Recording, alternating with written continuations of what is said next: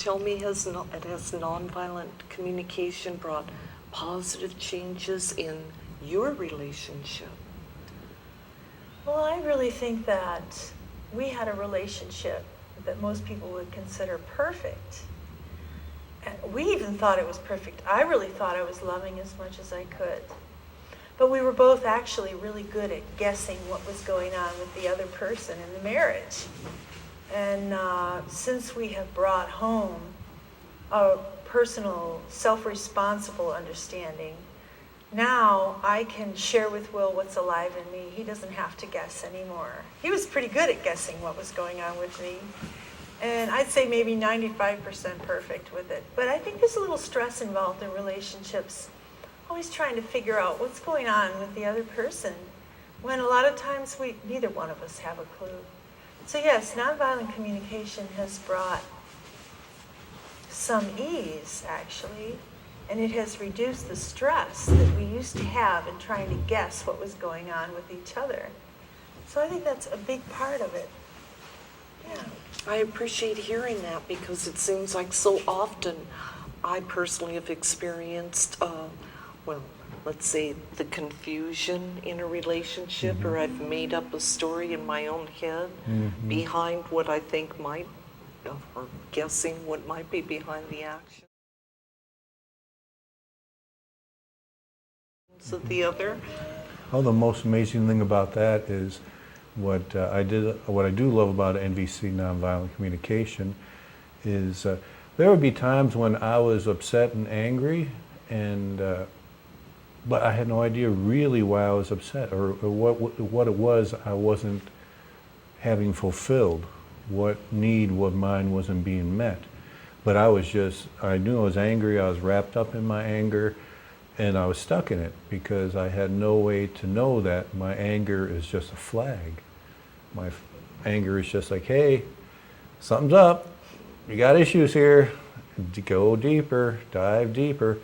And up to that point, I never even had that concept because I was just angry. I just figured you were angry, and that's just how it was. And maybe things worked out, maybe things didn't work out. But you just lived in your anger till you got over it. And now, I don't really spend any time in anger. I notice it and I go, oh, okay, what's going on here? And then all that energy is not spent on my anger. That energy is spent on trying to figure out, what do I need first? And then after that, I can actually formulate some kind of request if I have a need that involves someone else, which was great because I think where a lot of us run into trouble is we try to transfer that anger. It has to be somebody's fault, and so we immediately go outside ourselves. And once you go outside yourself, you never find the answer. You can never find the answer outside yourself, and it's actually something. It has to do with giving your power away. That too. When I place blame elsewhere, when I'm trying to figure out who might take the responsibility for something happening, I become powerless. If I am willing to look under my anger at what's really alive in myself, then I gain the power to do something about it.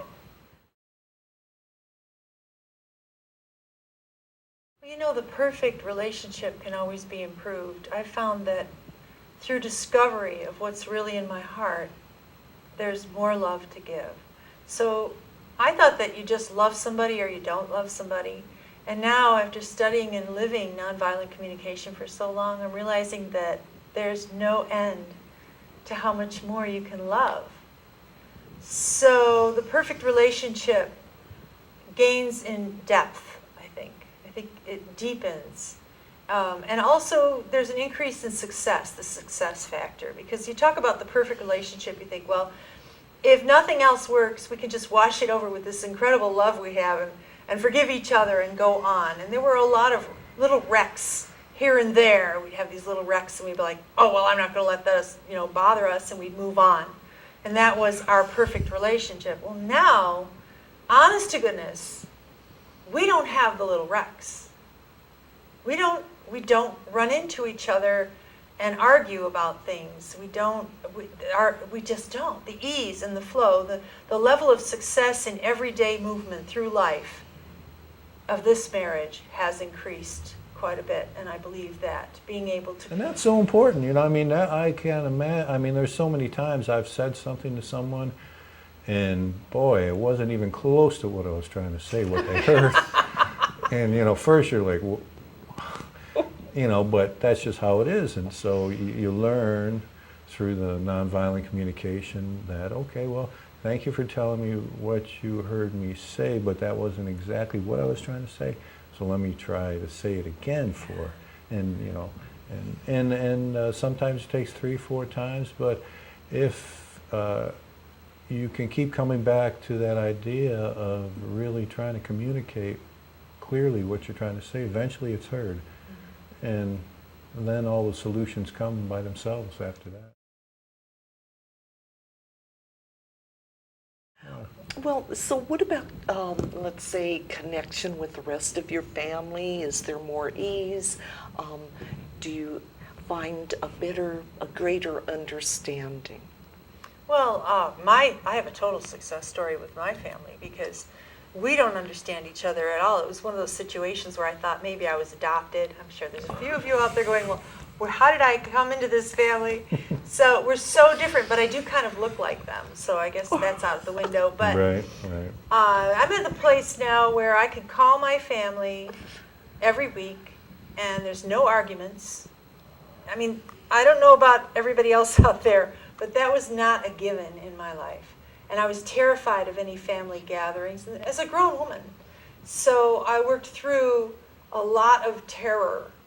And now I'm at a place where there's no terror at all. If I got with my family, they would attack me. I called it attack. There was a lot of judgment coming my way, and I was always terrified of what these attacks would look like. And if my husband was with me, I knew they wouldn't do it. You know.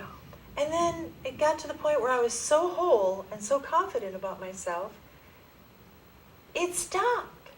We never had to talk about these so-called attacks that I was so afraid of. It stopped because I was whole. Somehow it was like the hen-pecking thing where a chicken is injured and everybody pecks at them. I was the chicken who couldn't hold my head up, and once I did, it stopped. So yeah, greater ease, definitely. And no fear at all when I connect with my family. Boy, what an accomplishment, because I know that dealing with family is one of... It's given me a way to hear the world.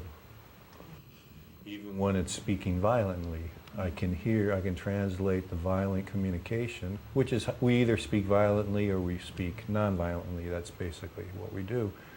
So I can hear the violent communication and be able to say, oh, I get it. Okay. I wasn't getting it from your words, but now I got you. I know what you're trying to say. And wow, doesn't that help a lot? And what a release that Oh, your my focus goodness, yeah. is on what's in their heart other than all yeah, the and, other. and I'm not up in my head trying to judge him. I'm not trying to say, oh, you stupid, blah, blah, or anything like that. And I'm really just trying to hear what their heart is needing. And that takes me out of my judgment place, because I know my heart, when it needs to be heard, is a very powerful force, and it can come out a lot of different ways. And so I'm able to see someone else's heart trying to speak and not hear the judging words or the violent words, and be able to translate and say, oh, this is real. Oh, okay, I gotcha. And boy, it sure does really make a difference in my world.